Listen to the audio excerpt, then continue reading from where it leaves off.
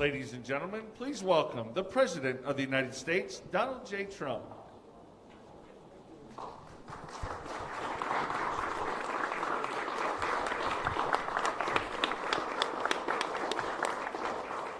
Thank you very much.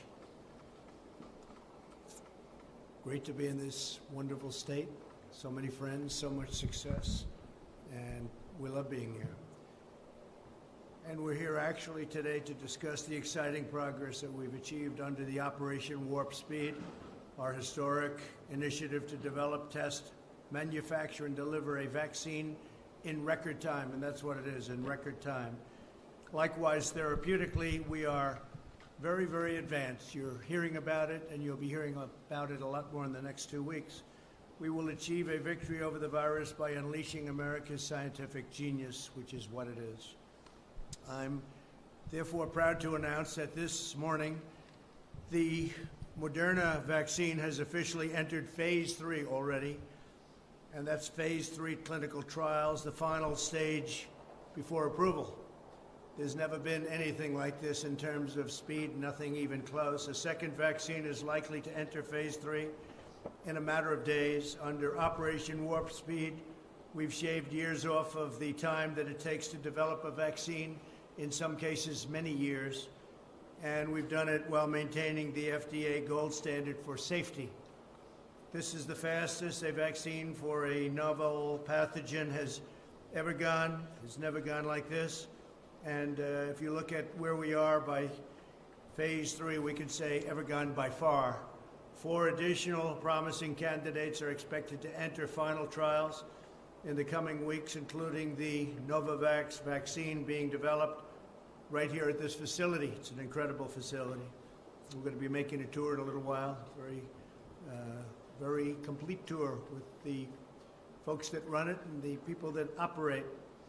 We've just completed a tour of Fujifilm's innovation laboratories, and that's going to be done at much higher level in a few minutes after I'm finished, and I believe we'll take a few questions too, which we're carrying out a crucial biomanufacturing process needed to make the Novavax vaccine.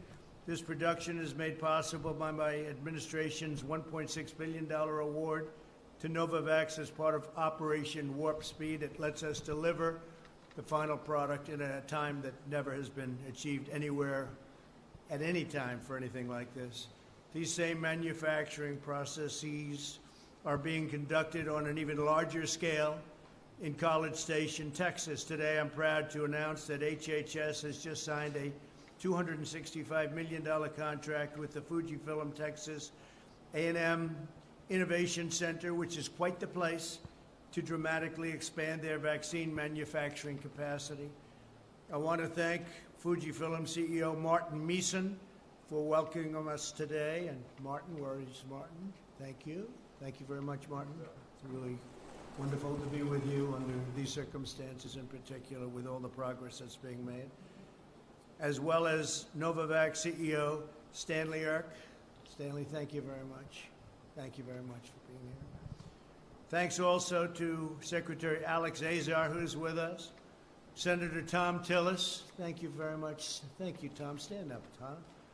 Good job you've done. Thank you very much. You really have. Representatives Richard Hudson, David Rouser, Mark Walker, Dan Bishop, and Greg Murphy. Thank you. All friends, all warriors. Lieutenant Governor Dan Forrest, who I hear is doing a great job. Where's Dan? Stand up, Dan. Great job, Dan. Really good. North Carolina House Speaker Tim Moore. Thank you, Tim. Great job. And President Pro Tem of the North Carolina State Senate, Phil Berger. Thank you, Phil, very much. I appreciate it. Operation Warp Speed is funding a historic portfolio of highly promising vaccine candidates.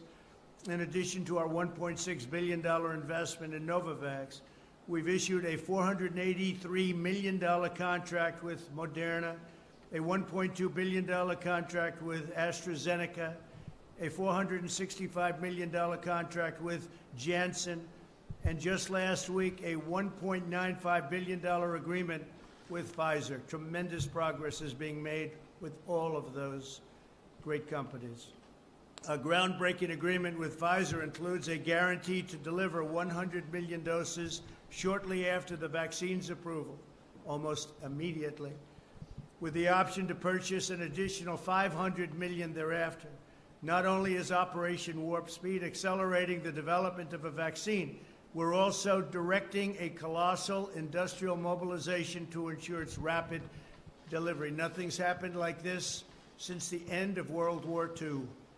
Instead of the usual sequence of vaccine development, testing, and trials, followed by production, our strategy is to conduct these phases simultaneously, so everything goes at one time. We're not waiting and waiting and waiting. It's all going at one time. We have a system that has, I think it's unparalleled, never been done before, but we suspect it's going to work and work very well.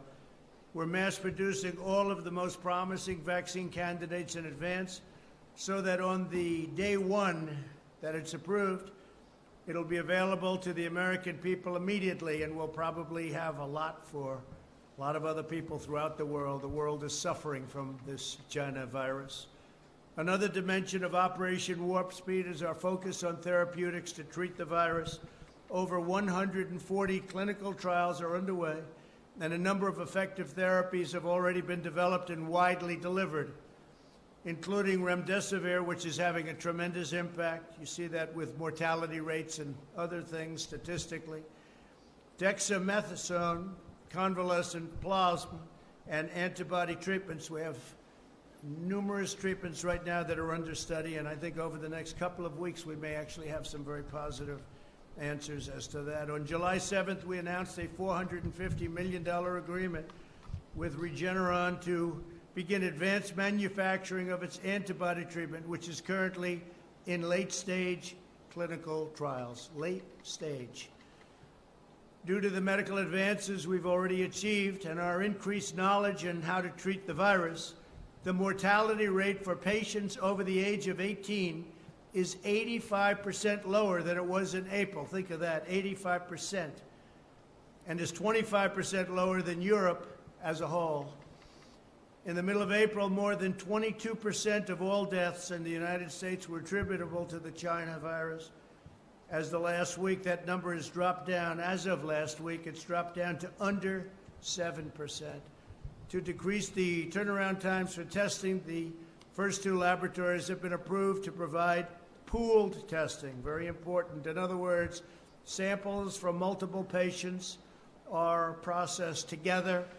They're pooled. Now, pool testing will reduce turnaround times by substantially more than 50%.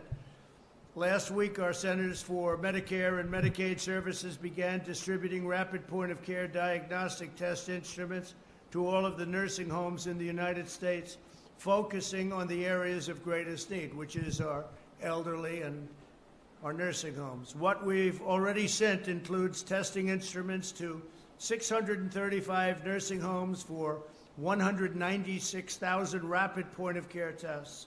It's a tremendous amount. You'll get your response and answer from 5 to 15 minutes. Over the next 3 weeks, 1,700 nursing homes will receive an additional 800,000 point-of-care tests. Think of that. The United States has conducted over 52 million tests. That's more than all of Europe put together times 2. Nobody's even close. And as countries go, as an example, India is up to 11 million tests. We're going to be very shortly at 55 million tests. India has 1.4 billion people. Through our relentless efforts, we've completely rebuilt our stockpile, which the previous administration depleted and did not refill. The cupboards were bare, I say it often. In total, we've now distributed nearly 100 million N95 masks, 35 million surgical masks, 15 million face shields, and much, much more. In addition to that, ventilators, the most difficult thing of all. We are now building thousands a month, and we're distributing. We have all we need in our country, but to other countries that are in desperate need. Other countries are having a tremendously difficult time with the virus. Last week, FEMA sent additional personnel, protective equipment to over 15,000 nursing homes, including 643,000 pairs of protective eyewear, 7 million masks, 34 million pairs of gloves, and 6 million gowns. It's a lot. Over the weekend, cases in Florida, Texas, and Arizona held steady and are now heading down. In Arizona, they're heading very substantially down and rapidly. We've been constant and in constant communication with the states and are surging them resources when requested. They largely had what they needed, but anything they need, we send them immediately. We are totally full. We have everything we need. We get it to the states immediately. We deal with the governors. The relationship with the governors has been very good. These states are not out of the woods, but rigorous compliance with guidelines should allow them to turn the corner very, very quickly. We are working with every governor and health commissioner across the country to bring a complete individualized analysis to each state, as well as tailored recommendations. States are different.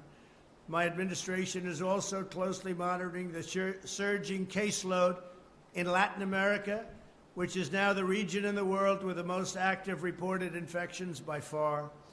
Due to the relative scarcity of testing in Latin America, however, the region's reported number of cases is also likely to be dramatically undercut or undercounted. And I can say that's probably true throughout the entire world.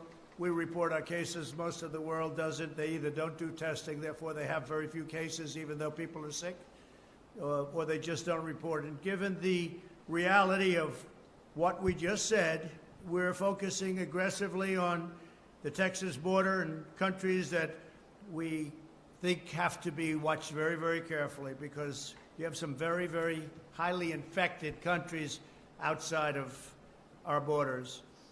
I've spoken with Governor Abbott, terrific gentleman, and I can report that over 3,300 federal personnel are on the ground in Texas. We've given them a tremendous amount of extra help, including doctors, nurses, frontline people. We've supplied Texas with more than 2.5 million gloves, 800,000 goggles, 337,000 surgical gowns, 1.8 million surgical masks, 1.36 million N95 respirators, and 500,000 KN90 masks. Beginning this week, Texas hospitals will receive 500 cases of remdesivir, which has proven very effective, enough to treat 3,200 patients. In addition to the cross-border spread, this stage of the pandemic is being fueled by younger Americans who generally have little risk of being seriously harmed by the disease, but can spread the disease. We need all Americans to be conscious about their actions and to exercise extreme vigilance. I trust all Americans to do the right thing, but we strongly advise everyone to especially focus on maintaining a social distance, maintaining rigorous hygiene, avoid large gatherings and crowded indoor bars, and wear masks when appropriate. We also strongly urge citizens to take extra precautions to shield those at highest risk, which are, in most cases, in many cases, the elderly, especially the elderly with medical problems such as heart or diabetes. But you want to shield them, and you want to guard them, and you want to protect them from the virus, especially those that are really targeted, almost targeted, you could say, by this horrible, horrible plague, this horrible epidemic, pandemic. America will develop a vaccine very soon, and we will defeat the virus. We will have it delivered in record time, as our visit here demonstrates. And I want to thank all of the people and representatives from the great state of North Carolina. This is a great place. It's a phenomenal place. And we've had so many great meetings and such a great time. I want to drive and the drive and tenacity of your representatives and your politicians has been incredible. When they call, I'm there. When they call, most of them, many of them are sitting here right now, I will always answer their call. So thank you very much. I appreciate you being here with us, and let's get on to a few questions. Tremendous progress has been made, and it's been made rapidly, and it's been made in areas that nothing like that has taken place before. So please, thank you very much. Thank you. Thank you. There's been a lot of despair when it comes to the virus. Is today's event about giving Americans hope, a sense of optimism? Is that what you're trying to do? Well, I think so, but you know, there would be not that same kind of hope if we weren't doing so well. We're, just before I left the White House in the Oval Office, we had a meeting with our doctors, scientists, some others, and they're making tremendous progress with respect to therapeutics. I can tell you therapeutically, I think over the next couple of weeks we'll have some really very good things to say. We're just having great answers. So it is about that, and it's also the vaccine that we discussed today at even greater length is just coming along really well. And it's not just one company, it's many companies have had tremendous progress. So that'll be announced over the next very short period. Well, I heard very positive things, but by the end of the year, we think we're in very good shape to be doing that. By the end of this year, we're going to be, in terms of the vaccine, I think in terms of therapeutics, even sooner than that. Therapeutics meaning you go and you give somebody, whether it's transfusion or shots or whatever it may be, and they heal, and they heal quickly. So we've had tremendous progress. We already have, if you look at remdesivir, and you look at some of the other things, but we'll have some announcements on that over the next 2 weeks. Yeah, it is hope, but it's only hope because we've gotten such incredible results scientifically. Yeah. You did talk with Russian President Vladimir Putin, and I wanted to ask if you did bring up the reports of Russia having bounties on our soldiers in Afghanistan. We don't talk about what we discussed, but we had plenty of discussion, and I think it was very productive. Please.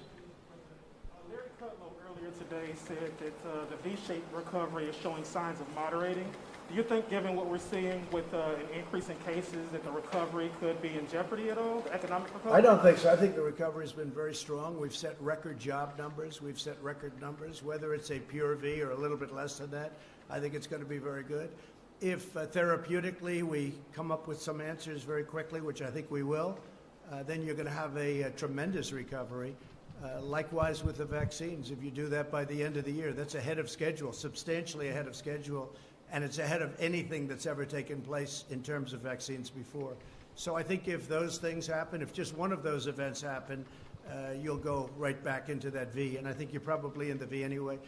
I really do believe a lot of the governors should be opening up states that they're not opening, and we'll see what happens with them. But a lot will have to do with the fact that therapeutically, I think you're going to have some great answers. Vaccine-wise, likewise. Yeah, please go ahead in the back. Zachary Ames from the Raleigh News and Observer. Now that you've canceled the Jacksonville portion of the RNC, do you think Governor Cooper made the right choice in limiting attendance in Charlotte? Well, we're actually coming to North Carolina, as you know. We're having a very major, I guess that would be the nomination night, so that's Monday. That'll be Monday. They're going to be here. And the rest we'll do in a different form. We could have done it many different ways, but I think we did the right thing, and I'm really happy that we're going to be having a piece of it, at least, and a very important piece, in North Carolina. Yes, please. Go ahead. Mr. President, your poll numbers suffered in recent months because of your handling on the pandemic. They're here now today. What's your plan going forward to prove to Americans that you're the right person? I think the poll numbers are very good. The poll numbers we have are very good. We're leading in North Carolina. We're leading in Pennsylvania. We're leading in Arizona. Our numbers. We're leading in Arizona. We're leading nicely in Florida. I think our poll numbers are very good. We're leading substantially in Georgia. I mean, we get a lot of suppression polls. We get a lot of fake polls, just like we have fake news. I mean, it's a terrible thing when you look at it. But I had the same thing 4 years ago. I was losing everywhere. I had poll numbers where I wasn't going to win any state, and I ended up winning every one of them. You know, the swing states. I wasn't going to win any of them, and I won all of them.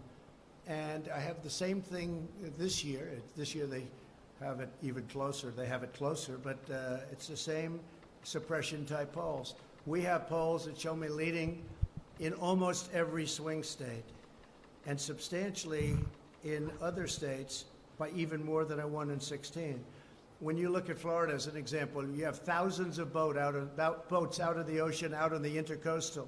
You look at other states where likewise you have thousands of boats, and they're all waving the Trump sign, Trump-Pence sign, and they're so proud. Thousands and thousands, you've seen it, where you have bikers for Trump with lines that are miles long on highways going along on weekends. I think there's more spirit now than there's ever been for my campaign, and that includes 2016, where obviously there was great enthusiasm, great spirit. We had great spirit. I think there's more today because what we've done, nobody's ever done before. Nobody has ever rebuilt the military, cut taxes the most in our history, created the greatest economy we've ever had, cut regulations at a level that nobody's ever done. And all of these different things, the VA, we got VA choice.